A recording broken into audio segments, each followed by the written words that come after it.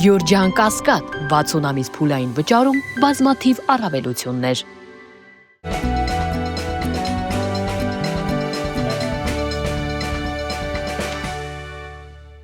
Բարև ձեզ։ Փաստինֆո եթերում շարունակում ենք հետևել միջազգային իրադրությանը։ Ուկրաինայի հարցով Արևմուտքը գնալով ավելի է հայտնվում անելանելի վիճակի մեջ։ Ավելին, վերջին շրջանում ավելի ցայտուն է դառնում այն հակասությունները, որոնք կան բովանդակ Արևմուտքի միջև։ Ինչպես գիտենք, նախորդին Միացյալ Նահանգների նախագահի հատուկ ներկայացուցիչները ժամանել էին Կիև, որտեղ հանդիպումներ էին ունեցել Ուկրաինայի բարձրաստիճան ղեկավարության հետ։ Եվ նաև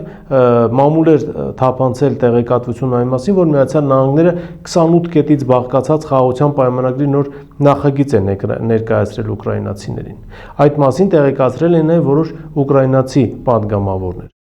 Մամուլին հայտնի դարձան այդ կետերից որոշ մանրամասներ, մասնավորապես խոսքը գնում էր այն մասին, որ Ուկրաինան չպետք է լինի ՆԱՏՕ-ի անդամ, պետք է հայտարարվի նրա առանց դաշինքային կարգավիճակը, այսինքն չեզոք կարգավիճակը, եւ դա պիտի ֆիքսվի նաև սահմանադրության մեջ, որ ՆԱՏՕ-ի կանոնադրության մեջ էլ պիտի ֆիքսվի, որ Ուկրաինան երբեք չի կարող դառնալ ՆԱՏՕ-ի անդամ, զինված ուժերը Ուկրաինայի 600,000-ից ավել չեն կարող լինել, ինչպես նաև խոսքը գնում էր այն մասին, որ Ուկրաինան պետք է ճանաչի Ղրիմի, Դոնեցկի եւ Լուգանսկի մարզերի անցումը Ռուսաստանի հսկողության տակ, ինչպես նաև դե ֆակտո ճանաչի դրանց անցումը Ռուսաստանին եւ այլն եւ այլն։ Խոսք էր գնում նաև ռուսական սառեցված ակտիվների մասին, Ռուսաստանի մեծ ութնյակ վերադառնալու մասին, բայց պարզվում է, որ այդ կետերը, որոնք ներկայացվեցին մամուլի միջոցով հանրությանը, ըստ էության հանրության տրամադրությունները ավելի շատ ստուգելու համար էին, քանզի այդ հրապարակումից ժամեր անց ՄԱԿ-ում Ուկրաինայի ներկայացուցիչը բավականին խիստ տոնով քննադատության ենթարկեց այդ պլանը կազմողներին եւ նշեց, որ առաջինը Ուկրաինայի տարածքները չեն վաճառվում եւ Ուկրաինայի սահմանադրության փոփոխությունը դա Ուկրաինայի ներքին գործն է, որ Ուկրաինայի զինված ուժերը չպետք է կրճատվեն եւ որ ամենակարևորն է Ուկրաինան ինքը պետք է որոշի, թե որ դաշինքի անդամ պետք է դառնա։ Այսինքն ըստ էության մերժում էին այդ պլանը, որի թիկունքում կանգնած է Տրամպը։ Մինչդեռ ամերիկյան լրատվամիջոցները հույս էին հայտնում, որ ուկրաինացիները կընդունեն այդ կետերը մինչև նոյեմբերի 27, այսինքն մինչև գոհունակության տոնը։ Տրամպը կարծես թե եւս սիմվոլների սիրահար է։ Նա ամեն ինչ անում է, ինչ որ իրադարձության նախորդին համաշխարհային խաղաղություն բերած դիզերի վարկանիշ ձեռք բերելու համար։ Նա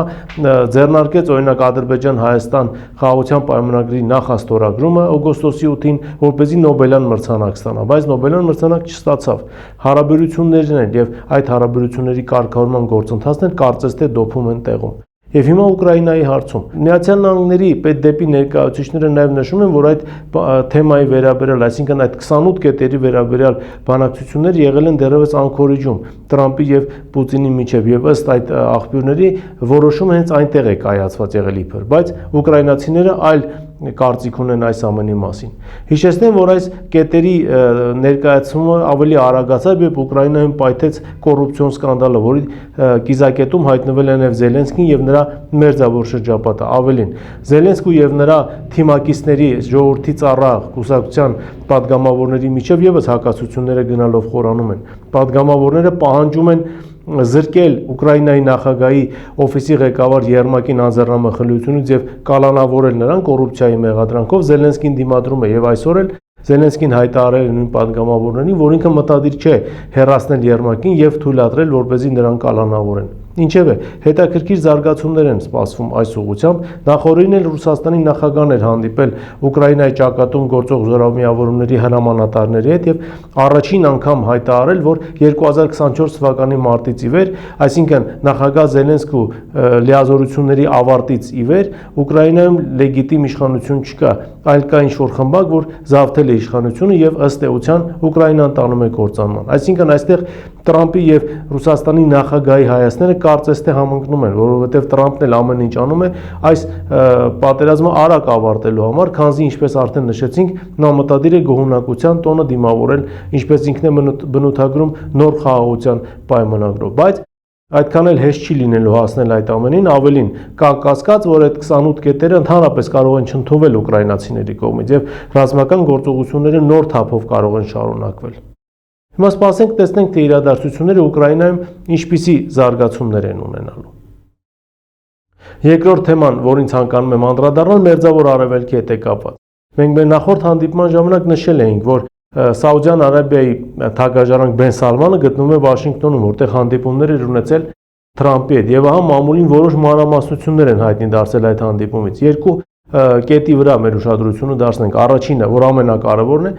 ըստ մամուլի Միացյալ Նահանգները համաձայնվել է, որպեսզի Սաուդյան Արաբիան ունենա խաղաղ ատոմի ծրագիր, բայց մի պայմանով, որ ուրանի հարստացման զրոյական մակարդակ պիտի ունենա, այսինքն ինքը տեղում հնարավորություն չպետք է ունենա ուրանը հարստացնել, այլ հարստացված ուրանը, որը անհրաժեշտ է խաղաղ ատոմի ծրագրի համար, Միացյալ Նահանգներն է մատակարարելու Սաուդյան Արաբիային, այսինքն փաստացի Սաուդյան Արաբիայի ատոմային ծրագիրը գտնվում է եւ գտնվելու է ԱՄՆ լիարժեք հսկողության տակ։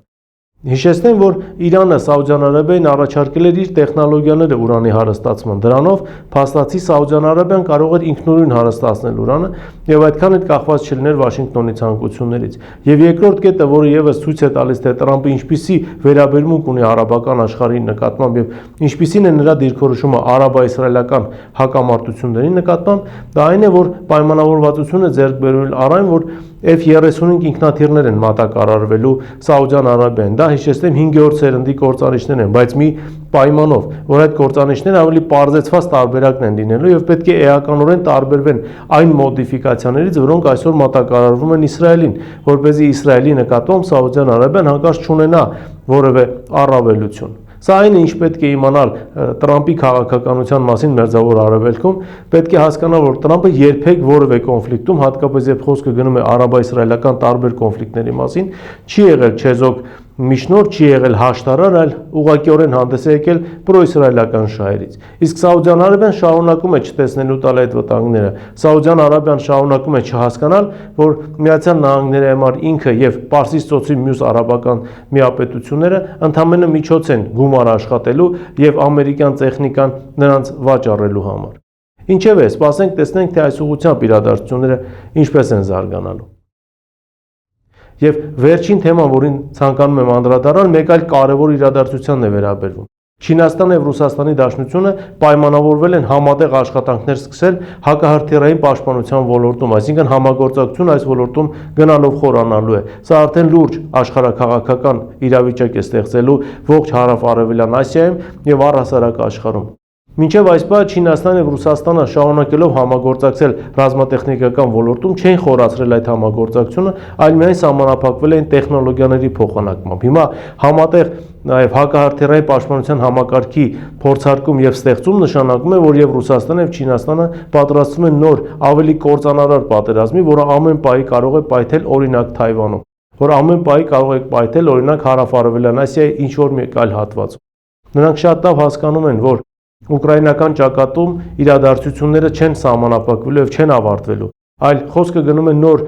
երկբևեռ կամ բազմաբևեռ աշխարհի ձևավորման մասին, որի համար պայքարը դաժան է լինելու։ Իսկ ինչ վերաբերում է ռուս-չինական հարաբերություններին, հատկապես ռազմատեխնիկական ոլորտում, ապա Միացյալ Նահանգները իր վարած քաղաքականության շնորհիվ նաև պատճառ դարձավ, որ Ռուսաստանը եւ Չինաստանը ոչ միայն զարգացնեն իրենց տնտեսական հարաբերությունները, ոչ միայն պատճառ դարձավ, որպեսզի Չինաստանի արտաքին գործերի նախարար Վան Ին պաշտոնապես հայտարարի, որ Չինաստանը ամեն ինչ անելու է, որպեսզի նվազագույնը Ռուսաստանը չպարտվի ուկրաինական ճակատում, այսինքն ամեն ինչով օգնելու է նրան, այլև պատճառ դարձան, որպեսզի մենք նոր իրողության ականատես լինենք, հակահրթիռային պաշտպանության բնագավառում համագործակցության խորացման, որ երբևէ չի եղել երկու պետությունների միջև։